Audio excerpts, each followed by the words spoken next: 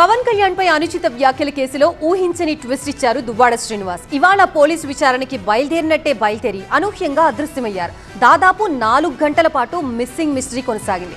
ఇంటి నుంచి బయలుదేరి దువ్వాడ ఏమయ్యారని ఒకవైపు మాధురి, ఇంకోవైపు పోలీసులు టెన్షన్ పడ్డారు. మధ్యాహ్నం 1:30కి మొదలైన ఈ సస్పెన్స్ సాయంత్రం 5:30 వరకు కంటిన్యూ అయింది. ఆ తర్వాత తిరిగి సరిగ్గా బయటపడ్డారు. అసలు సంగతి బయటపడింది. మాధురి చెప్పింది. ఇంతకీ ఆ గంటల్లో దువ్వాడ ఏమయ్యారు, మాధురి ఏం చెప్పారు? దువ్వాడ మజాకా అనాల్సిందే ఎవరైనా. ఎందుకంటే ఆయన చర్యలు ఊహాతీతం, అనూహ్యం. ఎప్పుడేం చేస్తారో ఎవరికీ తెలియదు. ఆయన యాక్షన్స్, రియాక్షన్స్ కూడా అంతే వింతగా, విచిత్రంగా ఉంటాయి. దువ్వాడ, మాధురి కలిసి చేసే హైడ్రామాకి పోలీసులే వామ్మో అనే పరిస్థితి. మొన్నటి విచారణలో మాధురి అండ్ దువ్వాడ శ్రీనివాస్ చేసిన రచ్చకి పోలీస్ ఫోర్సునే దింపాల్సొచ్చింది. ఇక రెండోసారి దువ్వాడ విచారణకొస్తుంటే సీన్ ఎలా ఉంటుందో ముందే ఊహించారు పోలీసులు. అందుకే టెక్కలిలోని దువ్వాడ ఇంటి దగ్గర నుంచి కొత్తూరు సర్కిల్ ఇన్స్పెక్టర్ కార్యాలయం వరకు అడుగడుగునా పోలీసుల్ని, చెక్పోస్టుల్ని, పికెటింగ్స్ పెట్టి హై అలర్ట్ గా ఉంటే ఊహించని విధంగా షాక్ ఇచ్చారు శ్రీనివాస్.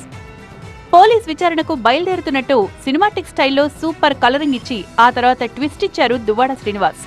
ముందు ఇంట్లో అనుచరులతో మంతనాలు, కార్యకర్తలతో ముచ్చట్లు బాగానే జరిగాయి. ఇంటి నుంచి బయటకొచ్చిన దువ్వాడను యుద్ధానికి పంపుతున్నట్లుగా బైబైలు, టాటాలు కూడా చెప్పారు.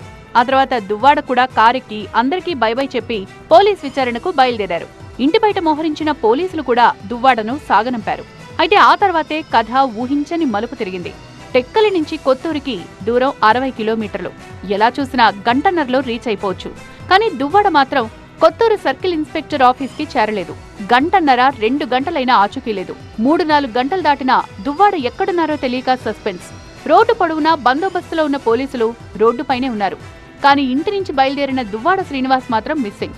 సాయంత్రం 5:30 వరకు ఈ మిస్సింగ్ మిస్టరీ కొనసాగింది. ఆ తర్వాత తీరిగ్గా దువ్వాడ మిస్సింగ్ మిస్టరీని రివీల్ చేశారు మాధురి. ఇప్పుడే తెలిసింది దువ్వాడకు ఆరోగ్యం బాగోలేదు. అందుకే 4 రోజుల తర్వాత విచారణకొస్తానని లాయర్ ద్వారా పోలీసులకు సమాచారం ఇచ్చారంటూ మిస్సింగ్ సస్పెన్స్ కి తెరదించారు Madhuri. Duvvada missing episode reveal తర్వాత మాధురి కూడా సినిమాటిక్ స్టైల్లో స్టేట్మెంట్ ఇచ్చారు. భయమా?